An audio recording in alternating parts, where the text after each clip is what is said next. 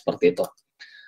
Kemudian kalau mau projectnya ini sudah skala besar, berarti ya harus diinstal di lokal ya. Toolsnya itu kalau saya biasanya menggunakan Visual Studio Code dan juga ya beberapa tools lainnya. Di mana React ini menggunakan JSX untuk templating ya daripada regular JavaScript. Jadi nanti kita lihat ya contoh JSX-nya seperti ini ya. Ini JSX ini seperti HTML di banyak kasus ya. Ini contohnya misalkan saya punya suatu kelas ya, nama kelasnya adalah app, di mana kelas app ini mendapatkan pewarisan dari React Component ya.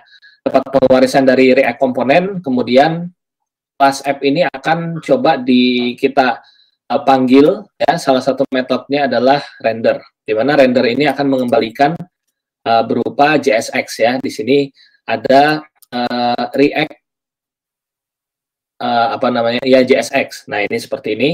Jadi intinya dia bisa menggabungkan di dalam JavaScript kita ada HTML-nya ya seperti ini.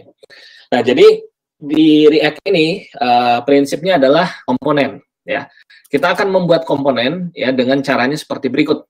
Nama kelas spasi nama komponennya, kita extends React komponen. Artinya kelas app ini sudah menjadi komponen.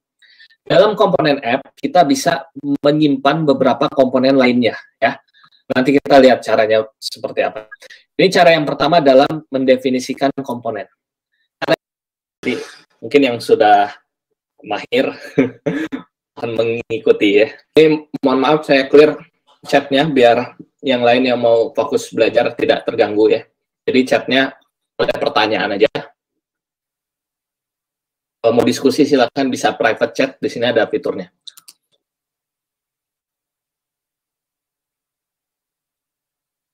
Oke, sekarang kita mulai dengan mendefinisikan suatu kelihatan ya layar saya semua. Nah, seperti ini. Saya buat suatu function komponen di mana nama function komponennya adalah app.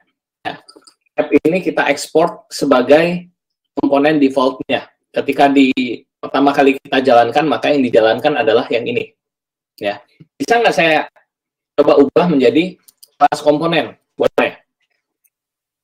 Ya, jadi misalkan seperti ini kelas komponen. Konsep dari React adalah memiliki komponen ya, yang nantinya bisa reusable. Kita definisikan nama kelasnya misalkan app. Ya, kita coba extends dari React komponen. Ya, seperti ini. Kemudian, karena kita menggunakan kelas komponen, maka kita perlu membuat suatu metode ya yang sudah diturunkan dari React komponen namanya render. Di mana render ini nanti bisa mengembalikan suatu UI React ya. Dan berarti di sini kita gunakan return ya. Yang kita return adalah misalkan saya akan mereturn seperti ini ya. Saya punya tag div di sini dan saya punya header 1 dan header 2 ya. Nah, kemudian saya hapus function komponennya ya, boleh seperti ini. Dan jangan lupa kita export defaultnya adalah app ya seperti ini. Nah, sehingga hasilnya akan sama ketika kita mendeklarasikan function komponen. Oke, seperti itu ya. Jadi kita buat nama komponennya app, ya kita extend dari React Component. Kemudian kita panggil salah satu metodenya namanya render.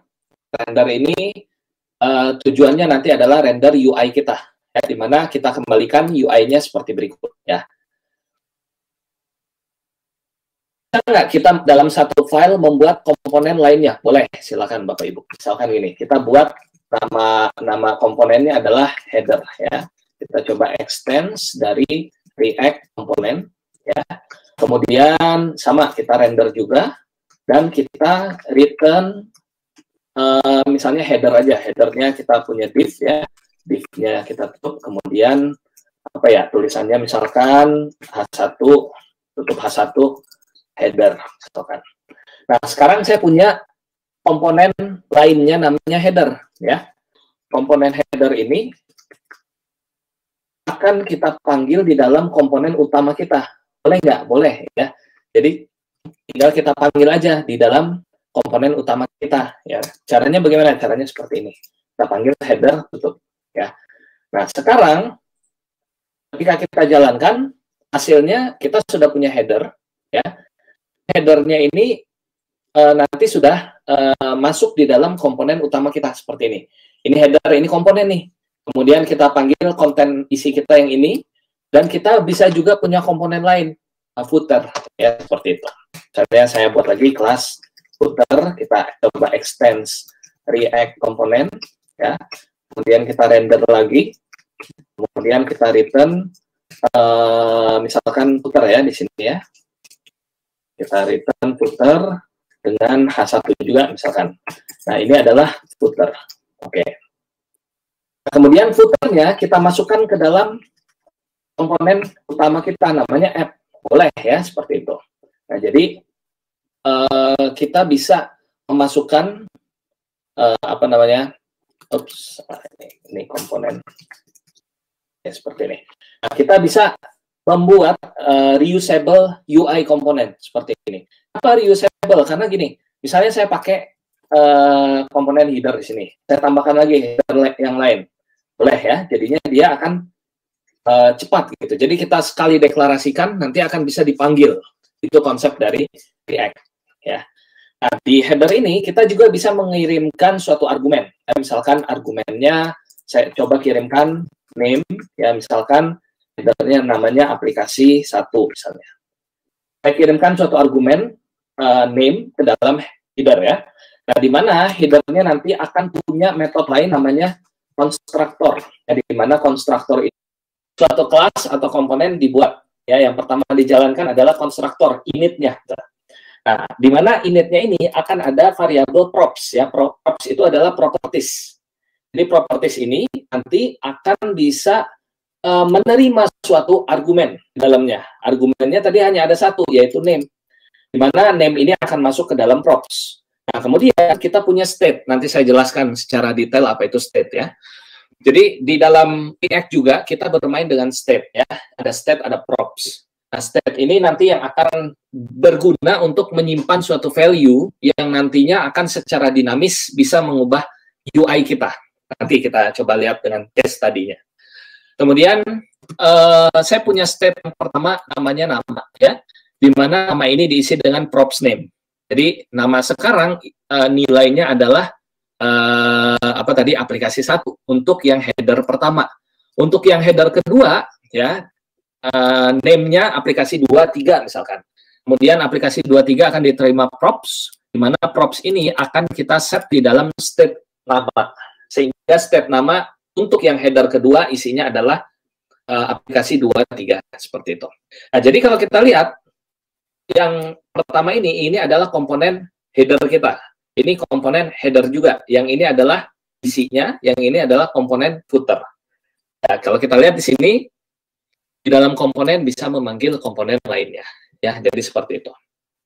Oke, mungkin silakan kalau ada pertanyaan terkait dengan memulai React ya. Dengan konsepnya.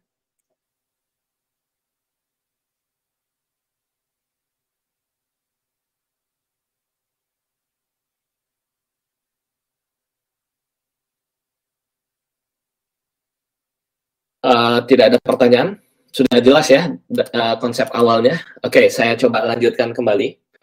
Nah, berikutnya tadi kita sudah membuat suatu kelas komponen ya. Jadi cara mendeklarasikan atau mendefinisikan komponen ada dua caranya ya. Cara yang pertama adalah dengan menggunakan kelas komponen ya. Ini formatnya nama kelas, nama komponen kita extends. Extends itu adalah pewarisan dari kelas komponen ya. Di sini kita dapatkan pewarisan dari kelas komponen. Dan kita wajib menjalankan metode render yang ya, kita coba baca ya program yang ada di tutorials point. Ini nanti silakan Bapak Ibu bisa lihat tutorialspoint.com/reactjs. Ini cukup mudah untuk dipahami. Ya, saya coba jelaskan dulu. Nah, sekarang saya punya kelas app ya. Kelas app ini ada dua metode. Ada konstruktor dan ada render ya. Di mana konstruktornya ini pertama kali dijalankan sebelum kita render. Di mana nilai awalnya kita set state kita dengan satu state, yaitu data. Data diisi dengan array, ya. Jadi state itu bisa banyak tipe datanya di dalam state itu, bisa array, bisa apa namanya, misalkan kita masukkan integer, kita masukkan string, boleh ya. Nah, di dalam data saya punya misalkan array ya, tapi ini sudah berbentuk seperti JSON kan, ya, hasilnya seperti JSON. Misalkan seperti ini hasilnya ya, ada key dan juga ada value, ada key, ada value dan lain sebagainya. Kemudian kita coba render ya, kita render itu mengembalikan biasanya UI-nya yang kita kembalikan. Apa yang kita kembalikan? Coba kita lihat. Yang kita kembalikan yang pertama adalah kita memanggil komponen header. Ya, komponen headernya kita panggil, oh berarti ini yang dipanggil. Ya, itu ada tulisan header. Kemudian kita membuat suatu table, ya, mana tabelnya di dalam diisi dari tabelnya adalah kita melakukan mapping ya dengan perintah this state data, maksudnya React.js kita. Caranya gimana ya? Caranya kita tinggal panggil aja ya. Coba getting. Ini contohnya kita panggil ya. Oke. Nah, biasanya ini akan error ya. Kenapa error? Karena kita harus ini dulu, kita harus install dulu dependensinya ya. Jadi dependensinya harus kita install dari apa namanya, React Bootstrap. Jadi kalau kita ingin menggunakan Bootstrap ya, kita perlu install dependensi dari React Bootstrap-nya. Sebentar, saya coba install dulu. Silakan Bapak Ibu bisa coba ya. Ada permintaan untuk menambahkan dependensi ya kalau menggunakan tools online Code Sandbox IO. Nanti tinggal diklik aja, kita bisa tambahkan dependensinya. Ini sebagai contoh, misalkan saya mau coba tambahkan Bootstrap ya, kita masukkan ke dalam project React.js kita. Ini tinggal kita panggil apa yang mau kita import dari React Bootstrap ya. Dan nanti jangan lupa CSS-nya kita panggil juga.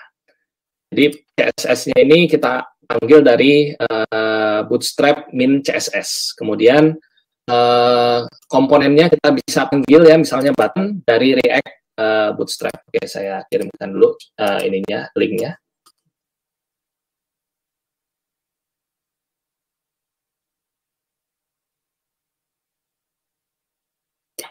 Sepertinya agak lama, sebentar saya refresh.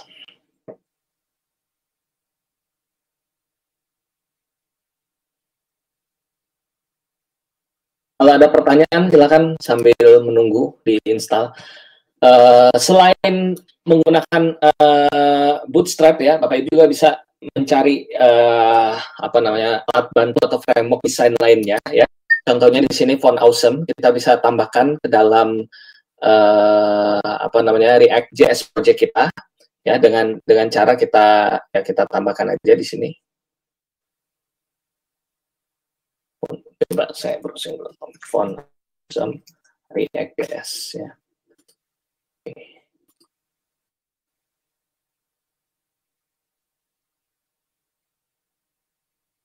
Oke, nah ini kita bisa install ya, kalau install di lokal, nanti pemanggilannya hanya seperti ini ya, kita import Font Awesome-nya dari, nah ini seperti ini, ya ini kita import contoh, terus saya import. Kemudian di sini saya coba panggil ya, Font Awesome Coffee ya contohnya,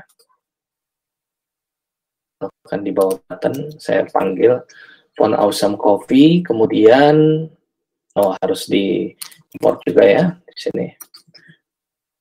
Jadi kita bisa menambahkan di dalam Font Awesome kita ya, contohnya seperti ini.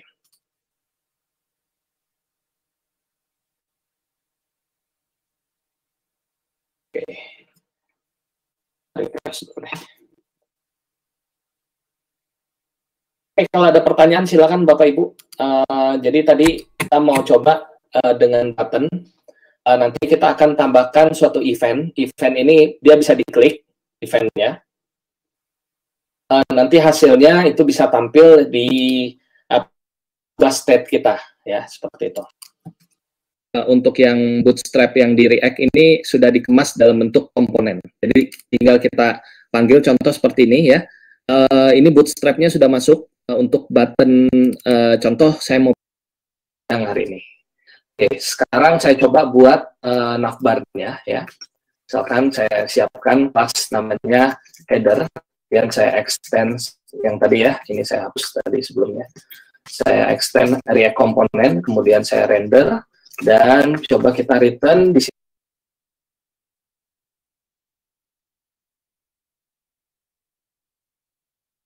Nah, ini semua kita panggil dari Bootstrap. Tapi Bootstrap-nya sudah dikemas dalam bentuk komponen, yaitu tersedia di dalam React modul React Bootstrap ya, seperti ini. Jadi tinggal kita import Bootstrap-nya, kemudian script Bootstrap-nya untuk membuat navbar contoh, nanti bisa kita masukkannya seperti ini. Ada lagi mungkin pertanyaan? Sudah cukup jelas? Melibatkan Bootstrap di dalam project React kita ya, seperti itu. Oke, sekarang kita kembali lagi ke dalam suatu teks ya. Teksnya ini adalah suatu nilai ya. Nilainya berasal dari scalar.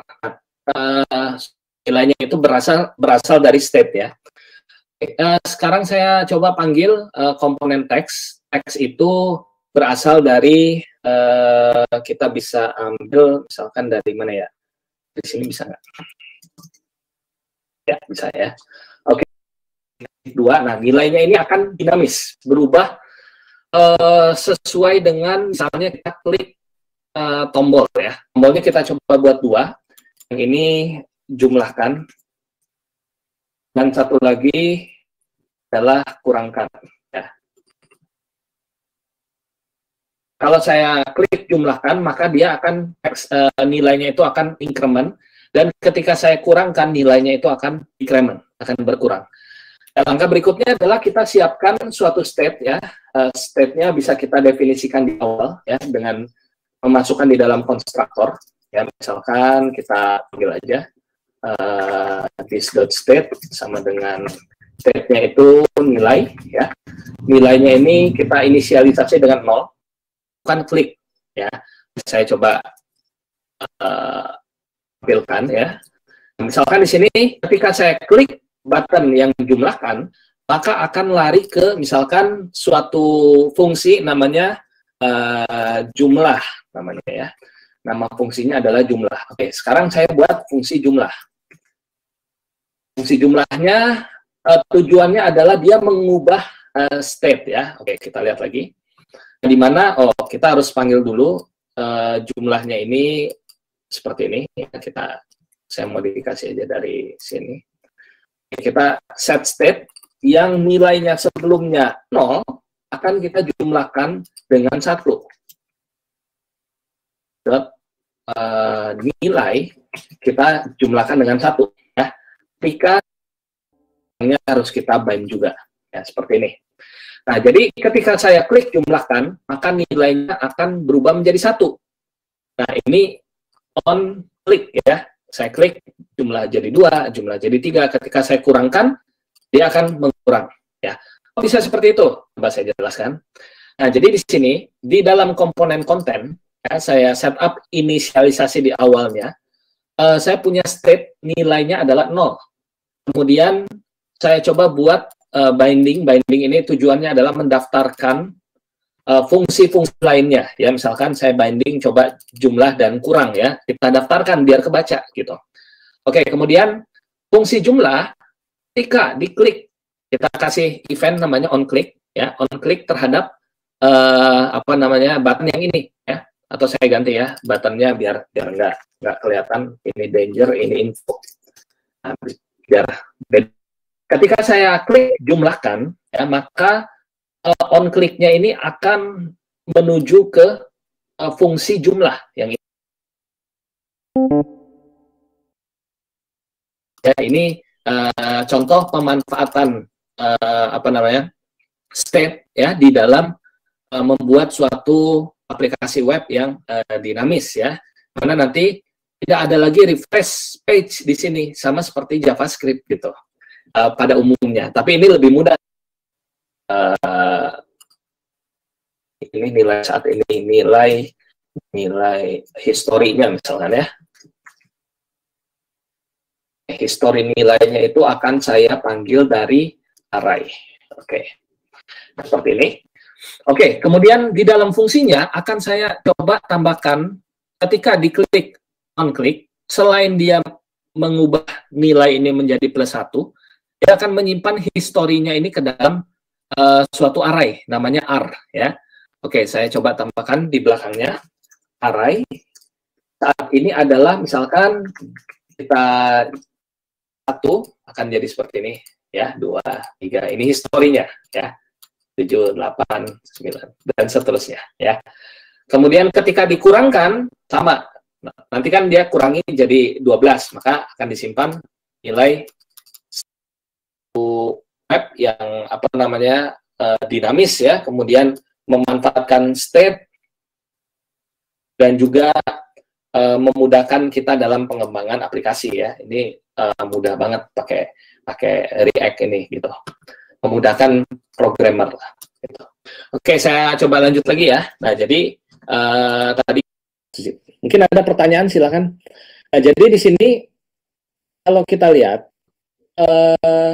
state ini kan melekat pada suatu kelas komponen. Nanti state itu akan bisa berkomunikasi atau bisa dikirimkan ke komponen lainnya di luar state ini, ya. Boleh nggak? Ya boleh sebenarnya melalui props, ya boleh. Tapi ketika kita mengembangkan aplikasinya sudah besar, itu kita perlu modul lainnya yang membantu kita dalam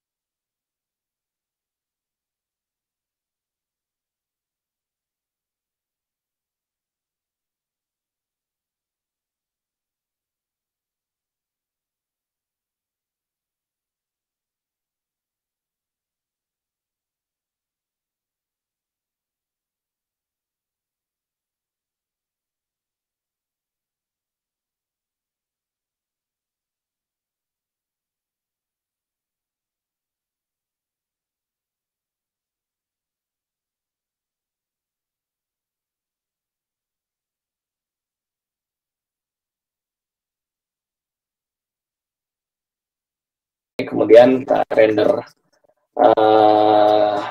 UI-nya ya, dimana kita render misalkan kita return saja H1 ya, link misalnya. Nah, tinggal terakhir kita extend, kita export ya, kita export defaultnya adalah link seperti ini. Nanti kita akan coba panggil di dalam app.js kita ya, file linknya ya, boleh import from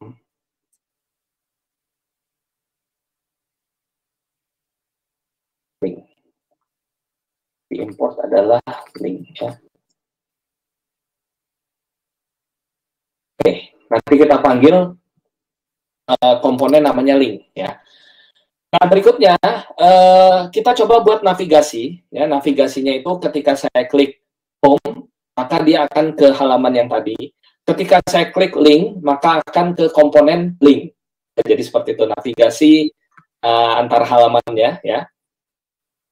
Nah, di sini kita menggunakan beberapa modul ya dari React Router ya, tinggal kita import aja. Ini seperti router, kemudian route ya, link, browser history dan lain sebagainya. Dan ini biasanya harus kita ini dulu, kita import dulu ya. Kita add dependency dulu. Sebentar, saya coba dependency. Kalau ada pertanyaan boleh ditanyakan. Setelah di-add dependensinya, maka kita bisa menambahkan router ya di sini ya. Misalkan routernya ini kita tambahkan di dalam satu komponen. Ini komponennya namanya router ya. Dan misalkan ini kita sudah add dependensinya. Routernya nanti akan kita masukkan misalkan di sini aja, misalkan saya buat di sini boleh lah ya. Oke, kemudian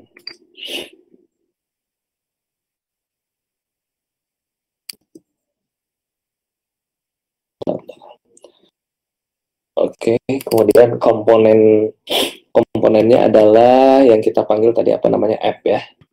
Untuk home-nya itu adalah app, ini app, dan terakhir adalah page 2 ya. Tadi link ternyata bentrok.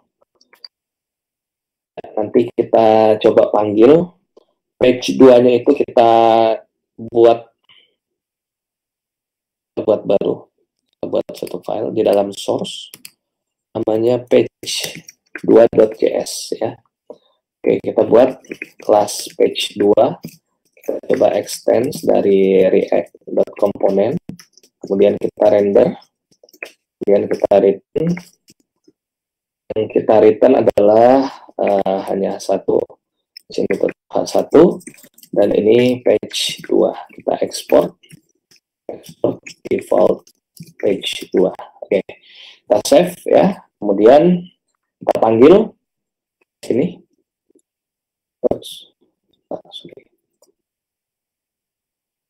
Import page 2 from page 2. Nah, nanti kita coba, page 2-nya sudah bisa ya, sini. Oh, oke, React-nya belum define ya. Sebentar, saya define dulu.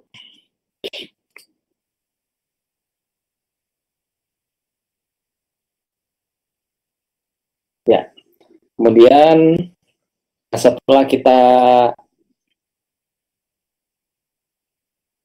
sebentar, location-nya belum.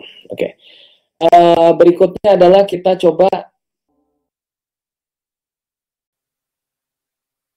sebentar, sepertinya ini dependensinya nggak kebaca, jadi coba refresh dulu, koneksinya kurang bagus.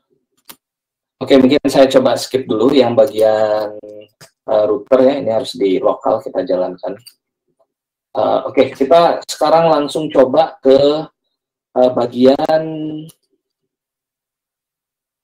API ya. Jadi kita coba ambil data dari API. Ya, di sini kita ada beberapa data yang bisa dimanfaatkan ya. Salah satu contoh ini datanya. Kemudian kita bisa kirim sisipkan misalkan paramnya 5 berapa 10 misalkan, nanti akan muncul 10 data JSON object ya di sini. Nanti masing-masing data ini akan kita tampilkan di table misalkan ya, seperti itu. Jadi kita bermain dengan REST API. Ini page-nya misalnya page yang kedua ya, page yang ketiga. Nanti kita buat pagination-nya. Ketika saya klik misalnya load more atau next page, maka akan tampil data berikutnya ya, seperti itu. Latihannya hari ini. Nah, caranya gimana? Caranya kita bisa menggunakan oh di sini nggak ada ya. Kita bisa menggunakan keyword namanya fetch ya. React fetch. Nah, ini kita bisa pakai fetch, keyword fetch. Ini sudah tersedia di React.js ya. Silakan nanti bisa dicoba. Selain menggunakan fetch, kita juga bisa menggunakan yang lainnya seperti Axios ya. Ini contoh menggunakan fetch ya. Basicnya seperti ini. Oke, sekarang kita coba. Nah, misalkan kita coba di sini ya, di bawah input, di input. Oke, di bawah input kita coba masukkan nah ini contoh ya. Nah, kita coba, oh sorry, ada yang kelewat tadi. Jadi ada yang disebut dengan komponen life cycle ya. Komponen life cycle itu, sebentar saya buka lagi dari ini. Nah, jadi komponen life cycle ini adalah salah satu life cycle atau siklus hidup dari suatu komponen ya, yang umum di. Nah, jadi ini metode lain selain render tadi ya dan konstruktor, kita bisa memanggil juga komponen did mount ya, will unmount dan did update yang umum dijalankan. Oke, nah sebagai contoh, misalkan saya mau coba fetch suatu API ya dari JSON placeholder ya contohnya. Kemudian hasil responsnya saya simpan dulu di log ya. Oke, sekarang saya buat ya. Misalkan oke di sini aja. Nah, cara membuatnya kita tulis ya. Kita di komponen did mount. Oke, saya pakai yang did mount aja. Komponen did mount. Nanti ini akan otomatis dijalankan ya ketika render yang pertama. Nah, yang kita coba panggil adalah kita coba panggil suatu API ya, API-nya dari JSON placeholder ya, seperti ini. Kita panggil, sebentar ini saya kecilin dulu. Oke, ini saya panggil. Nanti argumennya kita mainin ya. Kita mainin argumen dari ini, tapi kita lihat dulu jalan nggak. Kemudian datanya kita coba ambil.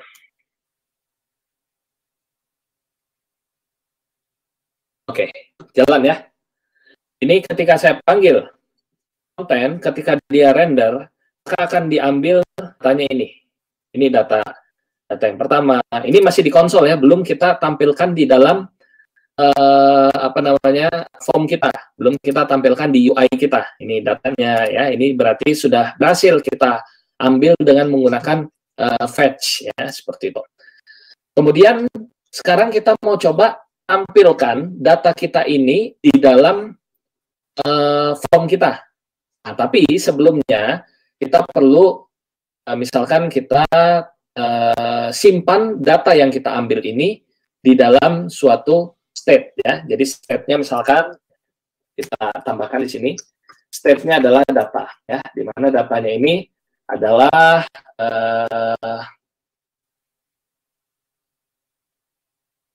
misalkan ya kita isi dengan kosong aja ya. Ya bolehlah array. Oke, kita isi dengan array. Nah, kemudian kita coba simpan di dalam data.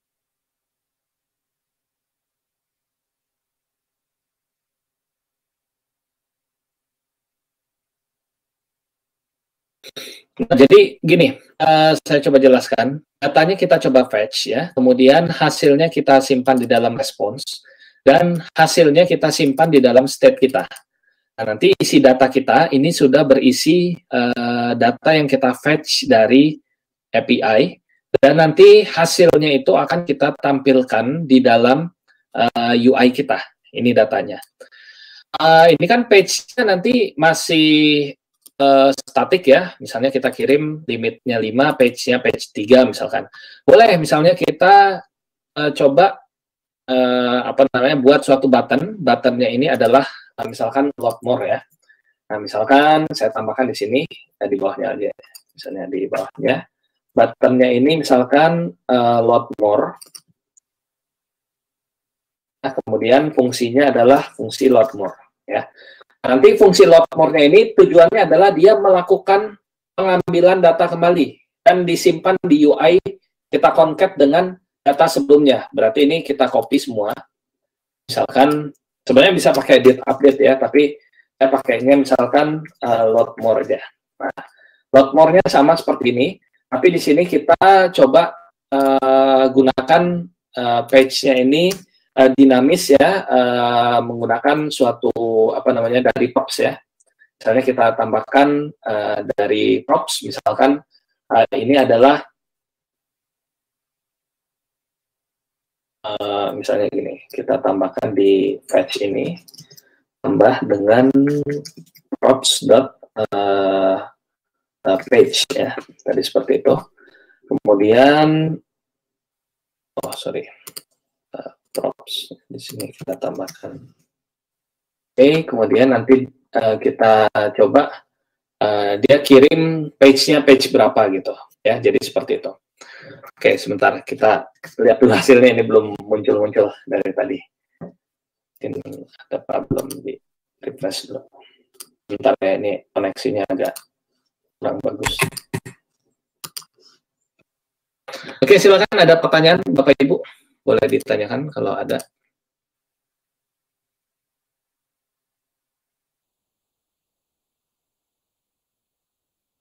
Sudah muncul belum ya? Screen-nya, oh udah. Oke.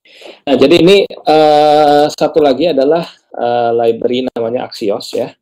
Jadi Axios ini salah satu library yang bisa dimanfaatkan baik di React JS maupun native ya untuk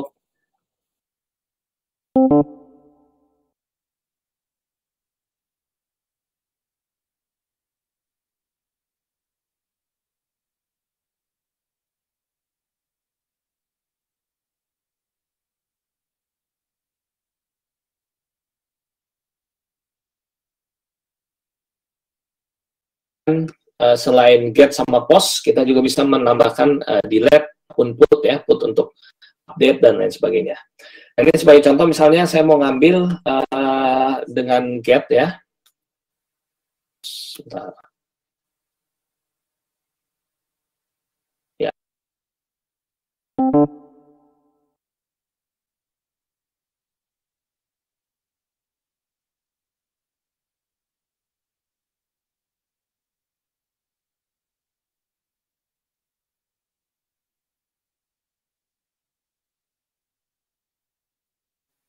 Ini nggak kita manfaatkan. Oke, kemudian misalkan hasilnya ini kita mau tampilkan di konsol ya.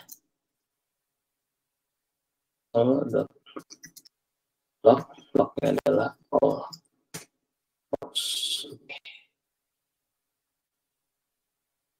ya, hasilnya sama ya. Nah, ini data yang kita dapatkan ya. Jadi sama baik dengan fetch maupun dengan Axios ya, bisa kita manfaatkan. Mungkin kalau ada pertanyaan, silakan Bapak Ibu, kalau ada pertanyaan boleh ditanyakan.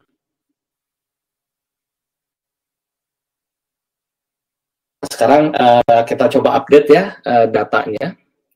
Datanya kita update dengan ubah state ya. Sorry, this set state.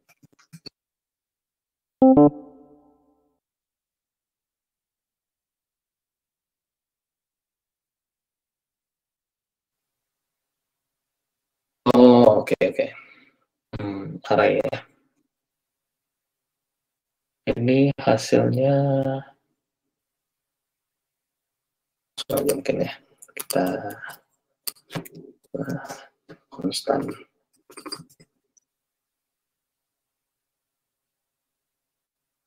Data. Sebentar kita lihat datanya dulu. Datanya seperti ini. Oh, harus kita ambil ya berarti. Kita ambil datanya. Oke. Ya berarti kita perlu ambil, masukin satu-satu. Sebentar, saya siapkan dulu datanya. Oke, kalau ada pertanyaan silakan boleh ditanyakan terkait dengan API.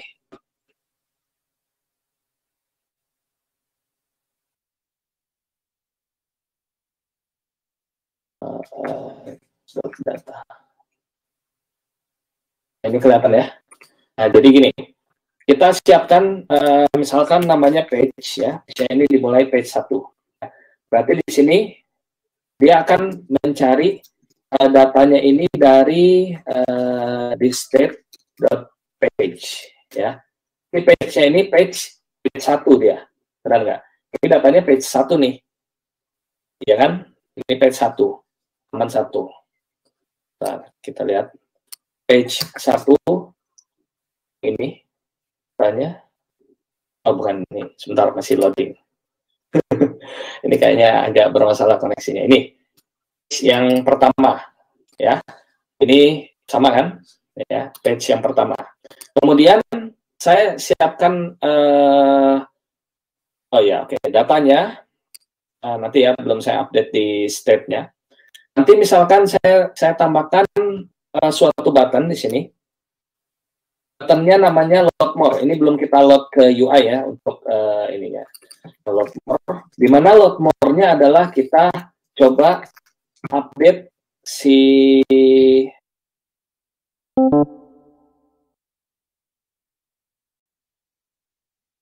state page sekarang. Load more-nya udah kita daftarkan. Load more.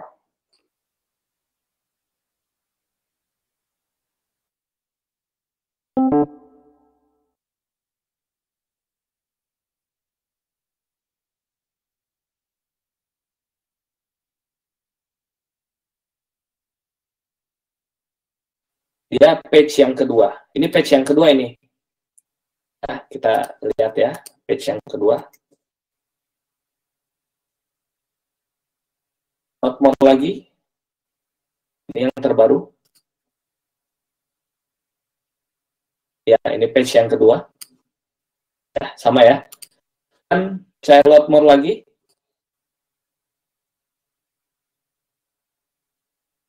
Hill at Ahmed. Ini contoh ya.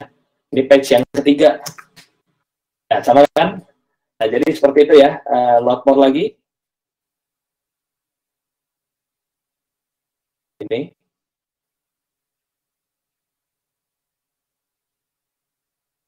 Ya, sama ya. Jadi intinya gini, kalau mau buat page-nya, pagination-nya ini dengan load more, contohnya adalah dengan load more. Kita buat suatu state yang menandakan state page si user saat ini, ya. Dimana page-nya kan dia misalkan halaman yang pertama default-nya. Nanti kita set up suatu fungsi, kalau fungsi itu dijalankan, maka dia akan increment page-nya dan dia akan mengupdate UI-nya, ditumpuk nanti datanya ke bawah. Seperti itu ya, ini contoh load more-nya. Kita ambil secara dinamis page-nya ya. Dan dia melakukan increment terhadap state-nya. Misalnya state-nya jadi 5, jadi 6. Ketika dia load more, katanya dia ngambil lagi ke API-nya. Jadi seperti itu. Ada pertanyaan kira-kira? Cukup jelas? Penggunaan React JS API apakah bisa digunakan untuk development untuk PWA ya? Ya sebenarnya boleh ya, PWA untuk PWA juga boleh, silakan. Kemudian untuk pagination, untuk nomor gini, kita harus biasanya dari backend itu akan disiapkan suatu kode, bukan kode ya, suatu page ya. Misalnya ini kan hanya datanya aja, harusnya ada page dan juga ada berapa banyak maksimum page yang ada. Nah ini kurang menyediakan informasi itu.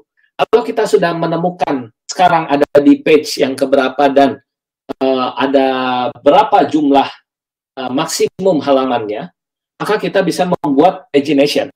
Logiknya gimana? Logiknya kita ambil si jumlah maksimum halamannya dan kita ambil juga saat ini current page-nya berapa. Nah, current page-nya kita ambil dan jumlah maksimumnya kita ambil, simpan di state. Kemudian kita buat penomorannya. Ini kan yang load more kan? Kalau yang bukan load more, berarti di sini contoh ya, saya ambil maksimum page-nya di sini. Page-nya misalkan anggaplah 10 ini nggak disediakan informasi ya, maksimum page-nya. Oke, nanti tinggal kita buat aja. Misalkan ada button nih, dan buttonnya itu misalkan next sama back ya. Ya nanti tinggal di desain aja. Tapi kalau mau lebih mudah sih pakai library gitu. Kalau mau manual ya boleh seperti ini. Ya ini contoh manual ya. Logiknya seperti ini kalau manual. Kita BR ya. Kemudian ini next. Balik ya ini harusnya back. Ini next. Dua-duanya primary deh. Ya, ini misalkan next, ini back ya. Nah nanti kita siapkan di sini P-nya itu di atasnya itu ada nomor halamannya. Tarifnya kemana? Misalkan dia nomor di awalnya misalnya 1, kemudian diisi dengan untuk A lagi, misalnya jumlah maksimum page-nya. This.state. Oke. Jelas ya sampai sini ya. Ini page-nya, dia bisa klik ini, nanti ini juga bisa diklik ya. Seperti itu mungkin. Pada kita next-nya dia menjadi 2 gitu dan seterusnya. Ada pertanyaan dulu kira-kira?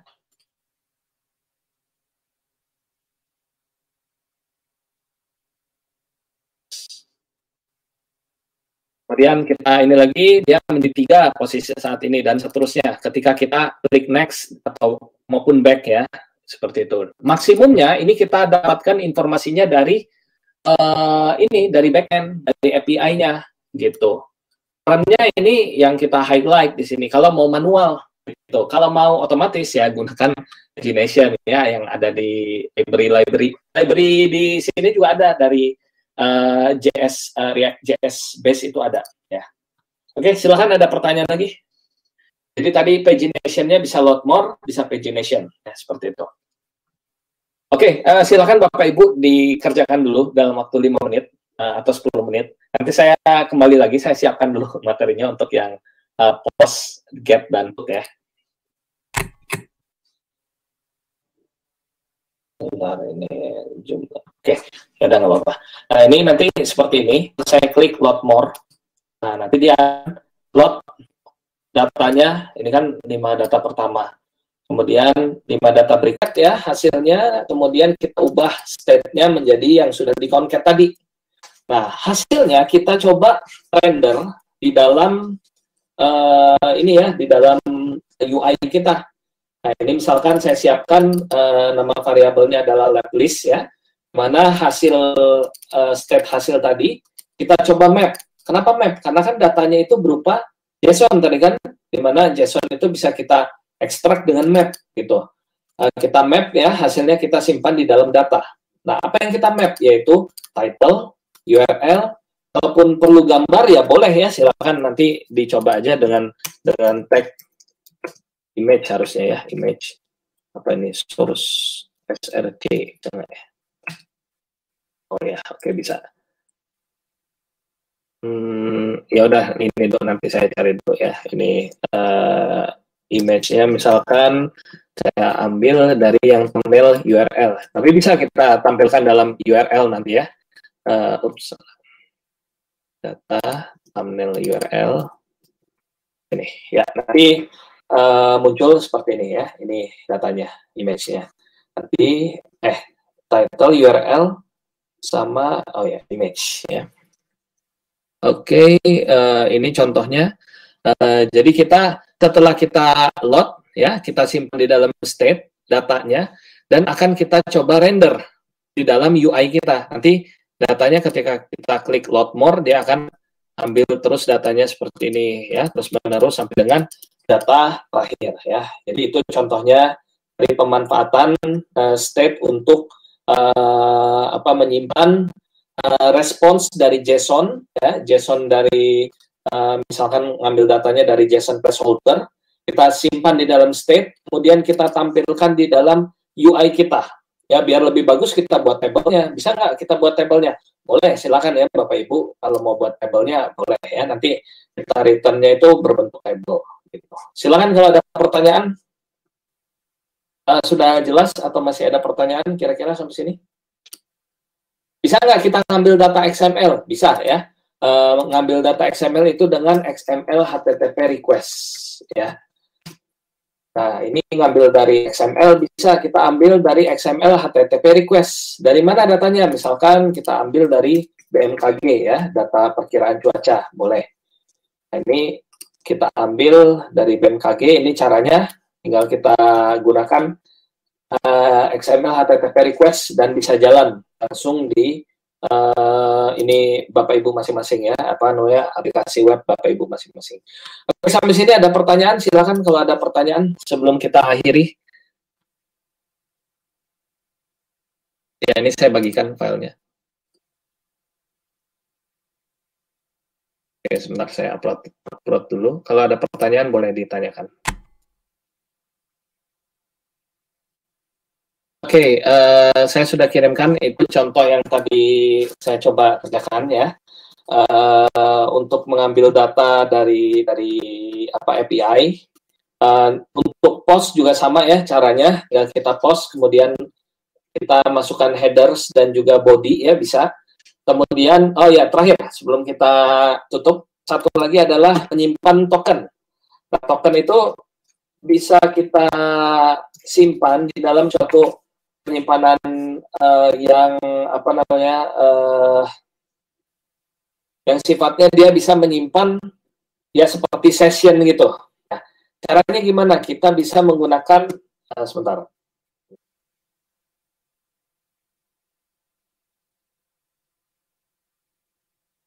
Sebenarnya dengan Redux juga bisa ya kita simpan. Kalau enggak kita bisa menggunakan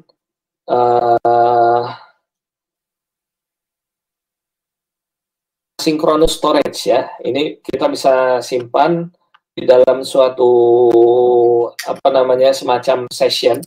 Nanti ini yang biasanya disimpan adalah token ya. Ketika kita request ke API ya untuk pertama kali, biasanya kan mewajibkan login ya, username dan password. Nanti username dan passwordnya valid akan dikembalikan dalam bentuk token. Nah, token ini yang nantinya akan digunakan untuk request berikutnya, itu kita simpan di dalam satu penyimpanan asynchronous storage.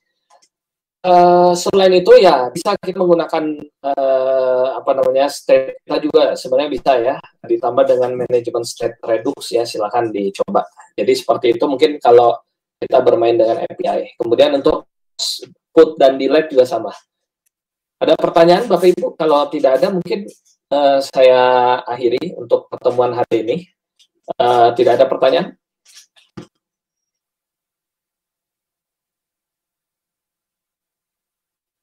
Ya, kalau tidak ada pertanyaan, saya akhiri atas hadirannya. Kalau ada pertanyaan nanti boleh ditanyakan ke panitia.